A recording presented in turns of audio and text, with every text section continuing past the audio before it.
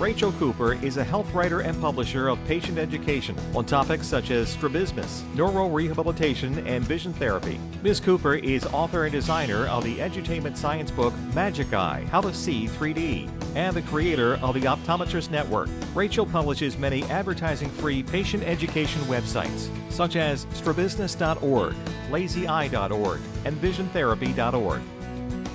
So strabismus is the medical term for a visual condition where the two eyes are not aiming at the same visual target, or they're not pointing at the same location in space.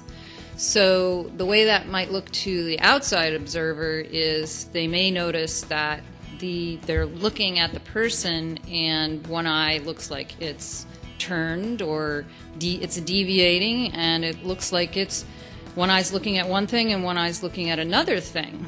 So a person who has strabismus is not seeing with both eyes simultaneously at all times.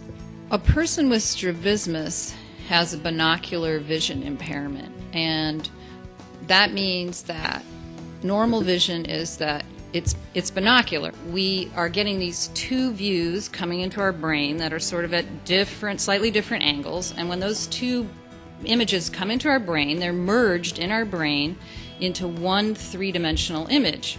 So the person with strabismus is really missing out on the depth perception and the 3D vision. And this actually affects a lot of things, because the purpose of depth perception is to help you know where you are located in space in relationship to everything else.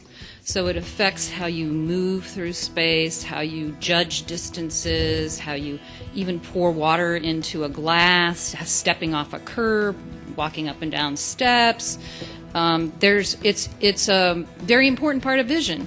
So the person who has strabismus, because both eyes aren't aiming at the same place, they're missing out on the rich, meaningful aspects of binocular vision.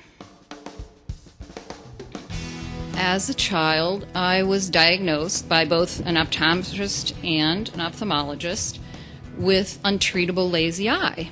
But actually, that was an inaccurate diagnosis. Number one, I didn't really have lazy eye, because lazy eye is the vernacular term for amblyopia, and I did not really have amblyopia. And then also, it wasn't untreatable. Actually, I came to discover that I had a visual condition that's fairly common in children. It's called convergence insufficiency, and it can cause strabismus.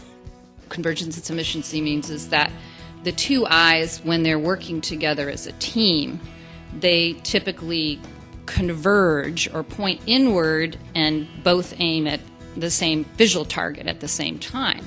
But a person with convergence insufficiency, the eyes are always drifting out, drifting out, drifting out. They're not working effectively as a team. So what this did is this often causes a type of strabismus called intermittent exotropia. And what does that mean? Intermittent means not always, occasionally. So my eye turn was not always there. It was, sometimes there. And it was exotropia. That means it was an outward turn. So what it meant was that I had one of my eyes would turn outward, and especially when I was stressed or tired or sick, or when I had to really use my eyes intensively for something, and especially, the stress of, like, let's use both eyes together to throw a ball or do something. I did not get any treatment as a child. Again, I was told that I had an untreatable condition. They said it was too late for surgery for me, which was actually really, I dodged the bullet on that, because surgery is a very bad choice for intermittent exotropia. Surgery is not a good treatment for quite a few types of strabismus. And what can happen is that the child will actually go through multiple surgeries because the turn keeps coming back. They did give me glasses, and those didn't work at all. and were very frustrating. So much to the consternation of my mother, I gave up wearing them. I didn't have any treatment until I was an adult.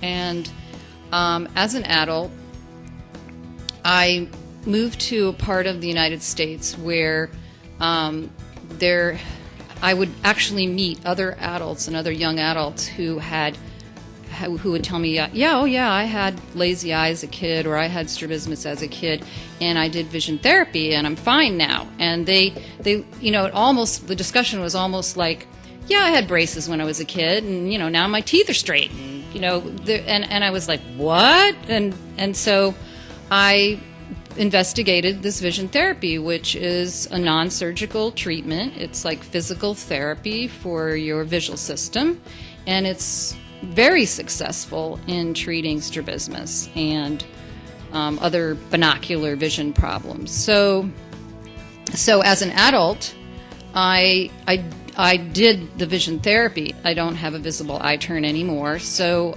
basically, the vision therapy did completely cure my strabismus as an adult.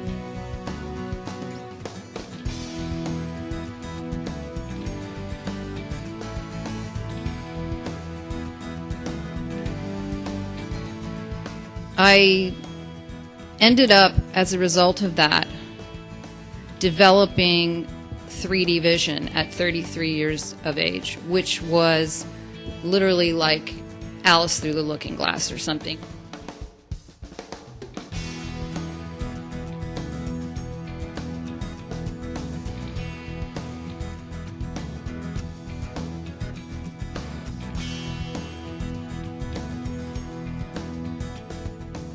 At 33 years of age, after 2.5 years of in-office vision therapy, I developed what's called stereopsis, or stereoscopic vision.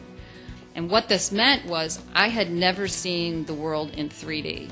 I mean, it just looked completely flat to me, and I couldn't judge the distances between things. I didn't see space. 3D vision allows you to see space and see where you are in space in relationship to other things in space. So when I developed the 3D vision, everything popped out in 3D, and it was absolutely miraculous. And at that time I realized, wow, if I had had this as a child, my whole life would have been different. It would have been a completely different life. And so then that's when I wanted to teach people about this really successful and non-violent, non-surgical treatment for strabismus. I co-authored and designed a book, a science and education book, and art, really. It was a Magic Eye book in the middle of the 90s. Magic Eye went all over the world. It was translated into 20 languages. It was those kind of 3D color patterns that you had to look at a certain way and a 3D shape would pop out. And those were really, truly binocular depth perception tests. That is how they were invented.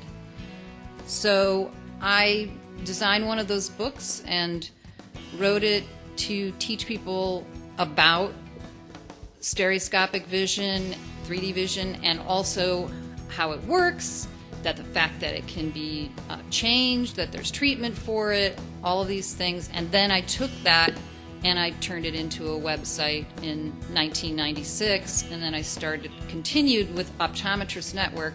We've continued to create patient education sites that teach about all the different visual conditions that are related to stereoscopic vision, and Strabismus.org is one of them. So I created www.strabismus.org, which I think to this day is the most comprehensive medical site about strabismus and all its associated conditions that's on the internet. As far as I know, it still has the most information on this topic. People focus on the cosmetic appearance of the person, which does cause a lot of self-esteem issues and can be really quite a big thing for a person with strabismus. But I want people to focus more on the fact that it's a vision problem, and how is that affecting the person's vision, and how is that affecting their life.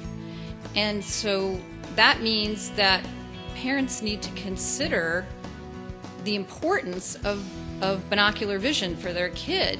And they have to understand that maybe surgery is really just cosmetic surgery, and that really choosing surgery has a lot to do with just only caring about the person's appearance.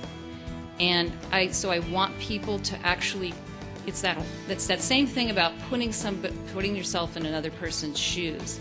You know, if you're only focusing on the fact that their eye is turned and that makes you uncomfortable looking at them, you're not even considering how is that person seeing, and is it possible to actually give them better vision and a better life with better vision.